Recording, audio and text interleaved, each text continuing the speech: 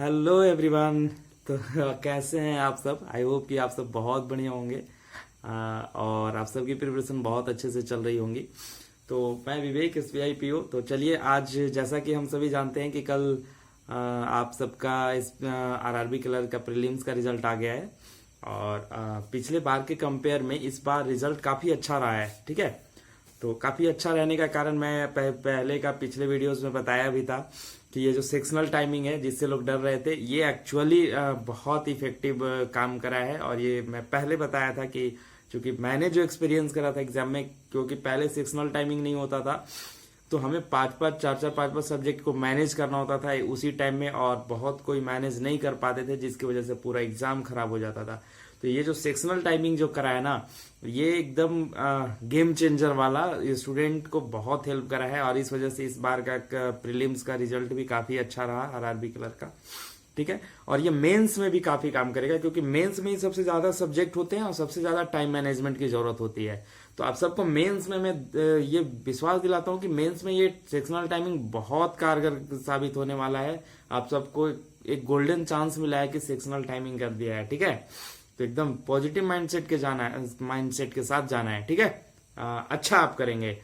क्योंकि पहले मैथ को, रीजनिंग को, इंग्लिश को, फिर GA, कंप्यूटर, पांच पांच सब्जेक्ट को टाइम मैनेज कर पाना वो मुश्किल होता था, और किसी न किसी एक सब्जेक्ट में गड़बड़ा जाता था, एग्जाम में फेल हो जाया करते थे लोग। तो ये बहुत अच्छी चीज है सेक्शनल। तो चलिए, तो कैसे सबसे पहले मैं डीप में बातें करता हूँ कि रिजल्ट आई है RRB क्लर्क की। तो इसमें दो तरह का कैंडिडेट होंगे। एक ऐसे कैंडिडेट होंगे जिनकी RRB क्लर्क की प्रीलिम्स फर्स्ट टाइम निकली होगी। मेरी भी पहली बार में नहीं निकली थी, रख गया था कुछ मार्क्स से, तो उसके बाद में निकली। क्योंकि RRB PO के प्रीलिम्स से भी ज्यादा टफ RRB क्लर्क का प्रीलिम्स होता है। क्योंकि क्वेश्चन तो इजी होते हैं, लेकिन इसमें एक्यूरेसी 100% करना होता है। अगर आप 5% भी एक्यूरेसी आपकी खराब हुई तो आप गए, बाहर हो गए। और कंपटीशन बहुत ज्यादा है, तो इस वजह से RRB क्लर्क की प्रीलिम्स की एग्जाम बहुत टफ हो जाती है।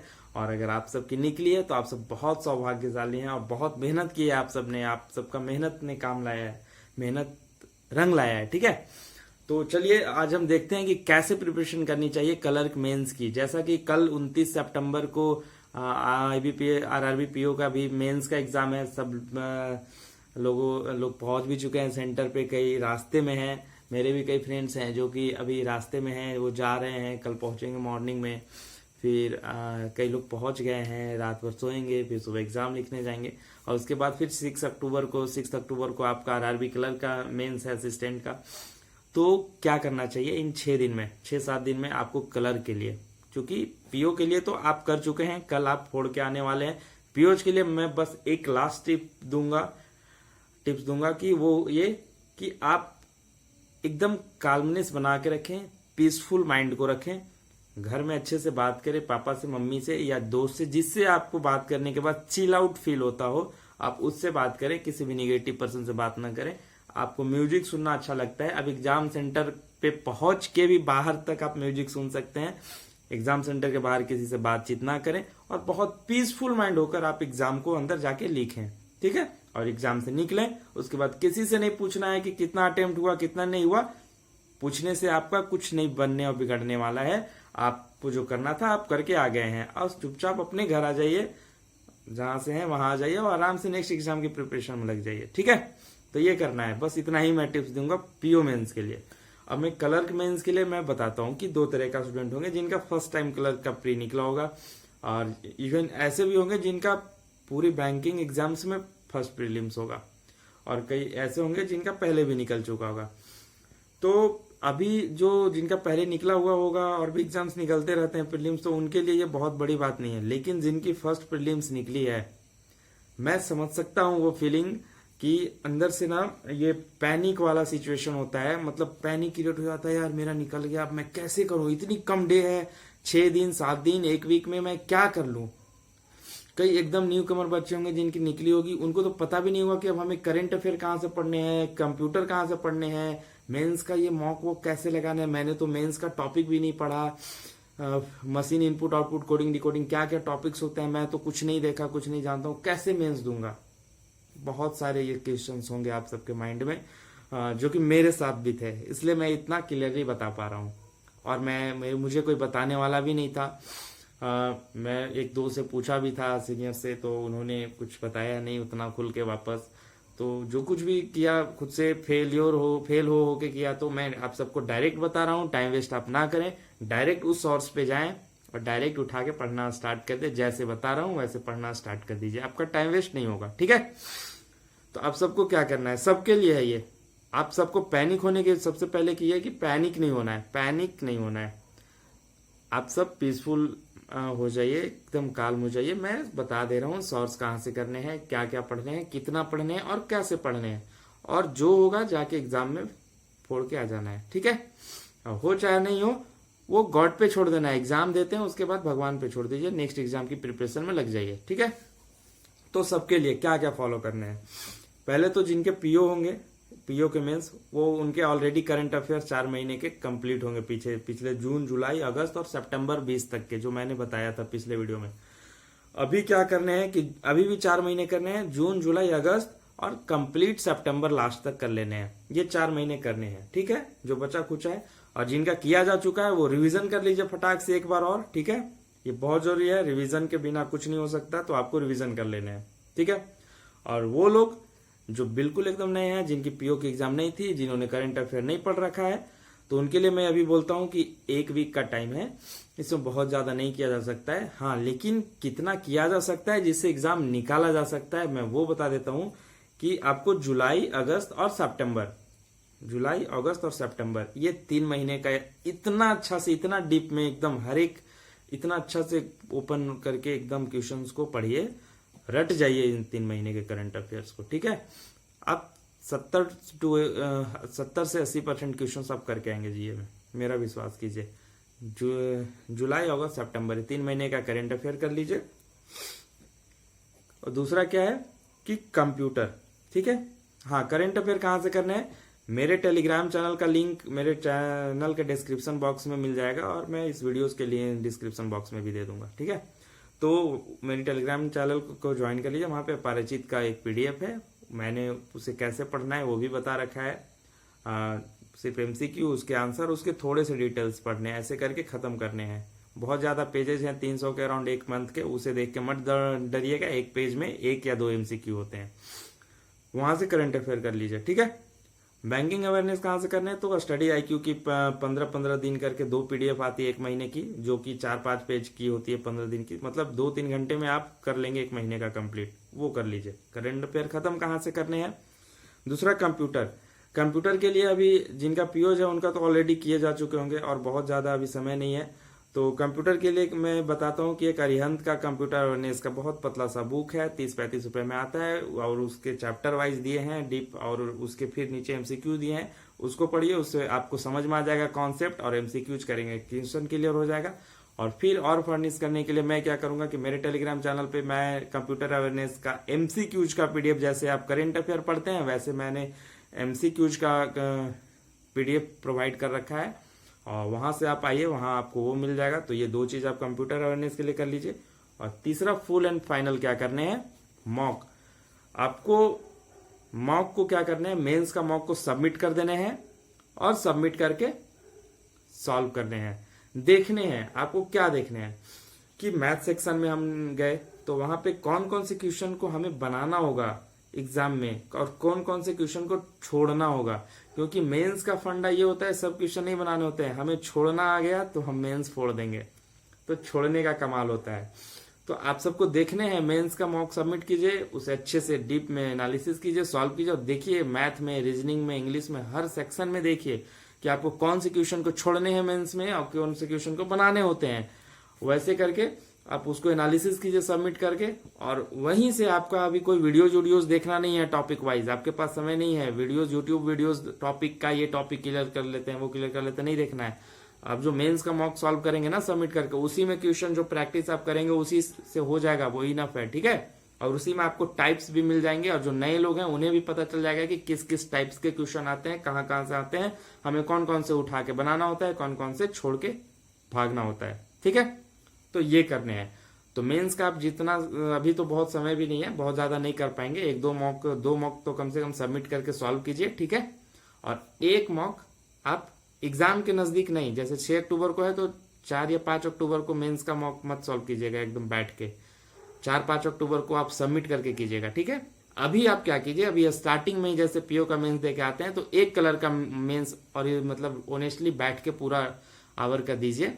उसके बाद आपको अपनी औकात का पता चल जाएगा कि आप किस औकात में है, फिर उस पर अच्छे से एनालिसिस कीजिए। और उसके बाद अभी से एग्जाम तक सबमिट करके सॉल्व करने हैं, ठीक है, और एनालिसिस करने हैं कि आपको कहाँ पे काम करने हैं, ठीक है। बहुत ज्यादा मॉक नहीं लगाने हैं, मेंस में एक मॉक अभी एक वीक में काफी है, ठीक है। तो एक मॉक ऑनेस्टली देने हैं और बाकी का सबमिट करके सॉल्व करने हैं। तो तीनों चीज क्लियर हो गया, करेंट अफेयर, कंप्यूटर और मॉक कहाँ से कैसे करने हैं, इतना आपको करने हैं, ठीक है। और जाके एग्जाम में फोड़ के आ जाने हैं। दूसरा चीज क्या है कि सेक्शनल टाइमिंग से लोग डर रहे थे, सेक्शनल टाइमिंग एक वरदान साबित होगा आप सबके लिए। सेक्शनल टाइमिंग बहुत ही अच्छी चीज है, क्योंकि पहले 5 सब्जेक्ट के लिए टाइमिंग सेम होता था, कंपोजिट, हमें मैनेज करना होता था कि किस में 5 मिनट दे, किस में 10 मिनट दे। वो एक टेंशन बना होता था पूरी एग्जाम पीरियड में कि उस सेक्शन के लिए, उस सब्जेक्ट के लिए मेरे पास टाइम बचाना है, कैसे होगा, ये सब्जेक्ट चैप्टर में भी सॉल्व नहीं कर पाया इस सब्जेक्ट में। तो उससे आपको निजात मिल गया है, सेक्शनल सबका बंधा है, तो ये बहुत वरदान साबित होने वाला है।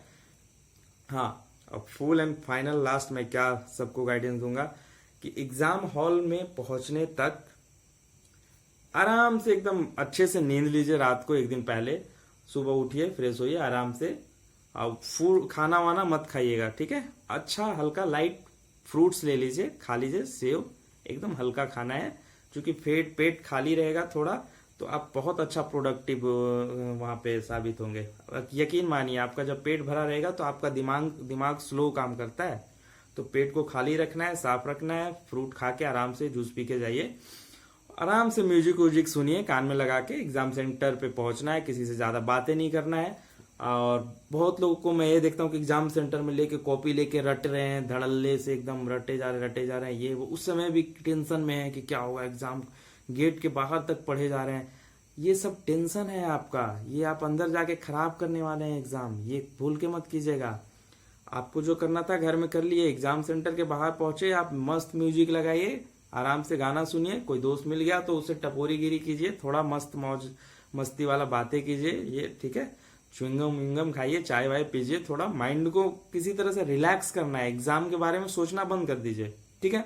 एग्जाम हॉल में गए, आराम से एकदम फ्रेश हो लीजिए, वॉशरूम हो लीजिए, आराम से बैठिए और आराम से एकदम जब तक अपना लॉगिन में वो डाल बुल के आईडी पासवर्ड आराम से खुद में आंख बंद कीजिए और थोड़ा इंट्रोस्पेक्शन कीजिए कि आपको जितना करना था आपने कर लिया और अब बहुत अच्छा करेंगे, ठीक है, घबराना नहीं है। और ऑल इज वेल, 3 इडियट्स वाला वो कंसेप्ट अपनाइए, बोले सब ऑल इज वेल, सब अच्छा होगा और बाकी गॉड पे छोड़िए। जब एग्जाम होगा अच्छे से एकदम काल्म माइंड से, एकदम काल्मनेस के साथ एग्जाम दीजिए, जो होगा देखा जाएगा, बहुत ज्यादा पैनिक नहीं होना है। और अच्छे से एग्जाम देके जब निकलेंगे फिर किसी से अटेम्प्ट मत पूछिएगा, ये आपके आगे आने वाले एग्जाम्स के लिए बहुत खराब साबित होगा, आपके माइंड में टेंशन क्रिएट हो जाएगा, वो इतना किया हमने इतना ही किया। मैं आपको लाइव एग्जांपल देता हूँ कि मेरे बगल वाला एक बंदा था, वो मेरा जीएस भी देख के 6-7 बना लिया था जीए में, मैं पैनिक हो गया था। मैं नहीं पैनिक नहीं, मतलब मुझे बहुत खराब लगा था कि यार मैं इतना 6 महीने से मेहनत किया, उसने चोरी कर लिया मेरा जीए का क्वेश्चन 6-7। और फिर मैं जब उससे पूछा कि इंग्लिश में कितना किया तो उसने फुल में फुल बताया कि 35 में 35 करा, मैं मात्र 20 किया था एसबीआई पीओ में, ठीक है। हाँ ठीक है। तो क्या हुआ कि मैं तो सोच लिया था कि मेरा नहीं होने वाला है, लेकिन जब रिजल्ट आया मैं देखा कि मैं जब एज ए इन्विजिलेटर जब गया, एसबीआई क्लर्क का मेंस का एग्जाम था तो मैं करवाने, तो मैं वहां देखा कि वो लड़का एसबीआई क्लर्क का मेंस लिख रहा है, और वो देख के मैं वो लिख रहा था फिर से मेंस, और मैं उसके सामने एज ए इन्विजिलेटर था। तो यहाँ से क्या साबित होता है कि किसी से पूछना नहीं है, लोग झूठ बोलते हैं, और अगर सच भी बोलते हैं तो उन्होंने कितनी एक्यूरेसी से अटेम्प्ट करा या क्या नहीं करा, वो सब मैटर करता है। आपका कम अटेम्प्ट है इसका मतलब ये नहीं कि आप खराब हैं, आप बाहर हैं, आपका एक्यूरेसी मैटर करता है। हाँ, एग्जाम में एक्यूरेसी को मेंटेन करके रखिएगा। पैनिक में ये ना होना चाहिए कि आप बका कर अरे मेरा इतना कम अटेम्प्ट हुआ है कुछ भी मार दें, ये नहीं होना चाहिए, ये गलती मत कीजिएगा। बैंकिंग एग्जाम्स निकालने के लिए सबसे बड़ा मैटर ये करता है एक्यूरेसी। आपकी एक्यूरेसी खराब हुई, आप बाहर हो गए, ठीक है। तो ये चीज आप ध्यान में रखिएगा और सब अच्छा करेंगे, टेंशन नहीं लेना है, अच्छे से पढ़ाई कीजिए और काल्म होके एकदम टेंशन फ्री माइंड से दीजिए। और बाकी का एग्जाम के बाद जो होगा भगवान पे छोड़ दीजिए, गॉड पे छोड़ दीजिए, ठीक है। Leave it all to the God, ठीक ना।